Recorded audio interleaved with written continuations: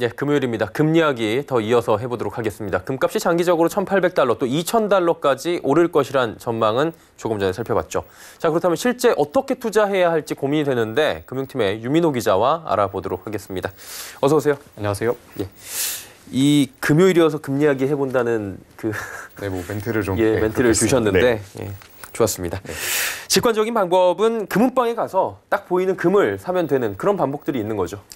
네, 말씀하신 것처럼 가장 쉽게 생각할 수 있는 금투자법은 이 실물을 금은방이나 금거래소를 찾아서 구매한 뒤 직접 집에다 보관하는 겁니다. 그렇죠. 이 백화점이나 홈쇼핑에서도 이렇게 팔고 또 인터넷 쇼핑몰이나 우체국처럼 또 온라인 주문도 역시 가능한데요.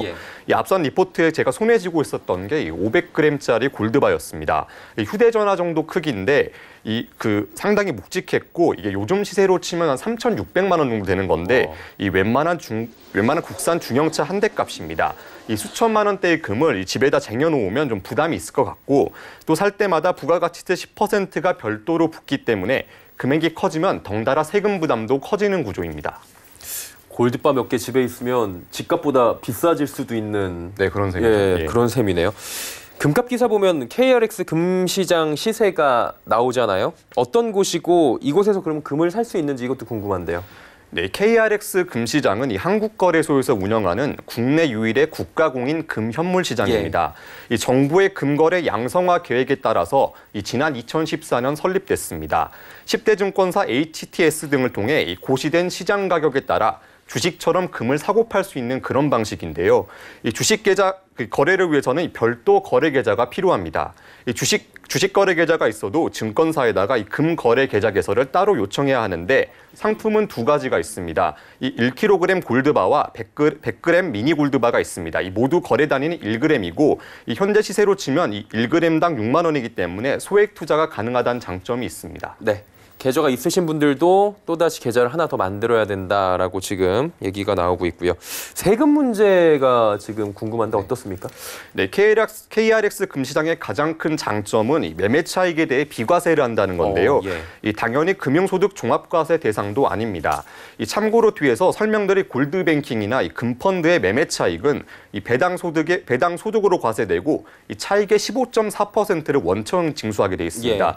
이렇게 따지면 좀 세금 혜택이 KRX에서 사는 게 좀 상당하다고 볼 수 있는데 다만 실물로 금을 인출할 때는 상품에 따라서 1kg이나 100g 단위로 뺄 수가 있는데 이 경우 부가가치세 10%와 실물 인출 수수료 2만 원을 따로 부과됩니다. 이 시세 차익을 노리는 투자자라면 이 실물 인출을 하지 않는 것을 좀 추천드리는 그런 상황입니다. 한마디로 증서로 가지고 있다가 내가 이것을 진짜 금으로 손에 쥐고 싶다 할 때는 수수료를 내야 되기 때문에 굳이 손에 쥘 필요가 없다면 안 빼는 거를 추천을 해주셨고요. 일단 신뢰가 갑니다. 국가 공인이어서. 그리고 카드사에서도 요즘에 KRX 금시장 관련 서비스 내놨다면서요. 네, 마침 어제 BC카드가 간편 결제 앱 페이북에서 금을 살 수 있는 서비스를 좀 내놨는데 이 KRX 금 간편 투자 서비스를 내놨습니다. 이 화면에서 볼 수 있는 것처럼 앱을 켠 다음에 이 신한금융투자에서 판매 중인 금 상품을 단위별로 살 수가 있는데요. 이 BC카드 관계자 이야기 직접 들어보시죠. 대표적 안전자산인 금 현물을 빠르고 간편하게 투자할 수 있도록 서비스를 기획했습니다. 신한금융투자와의 제휴를 통해 기존의 복잡한 과정 대신 페이북에서 몇 번의 터치만으로 빠르고 간편하게 투자할 수 있게 됐습니다. 또 적금처럼 매달 일정 수량의 금을 자동으로 구매해주는 정기 투자 서비스도 BC카드는 제공하고 있습니다. 네. KRX의 금 시장까지 저희가 지금 쭉 짚어드렸고요. 그럼 이제 마지막으로 좀 알고 계신 분들이 그래도 익숙할 것 같아요. 이 부분은 금펀드 골드뱅킹 마지막으로 정리해 주시죠. 네, 먼저 골드뱅킹 금통장은 이 시중은행 3곳에서 이제 가입할 수가 있는데 이 통장에 돈을 넣으면 입금액만큼 이 국제 금시세와 이 환율 등을 고려해서 금 무게로 환산돼 적립되는 그런 통장입니다. 이 돈을 찾을 땐 금시세에 해당하는 현금이나 이 금 실물을 받을 수가 있는데요. 이 중도 해지 수수료나 이 환매 수수료가 없다는 게 좀 장점으로 꼽을 수 있습니다.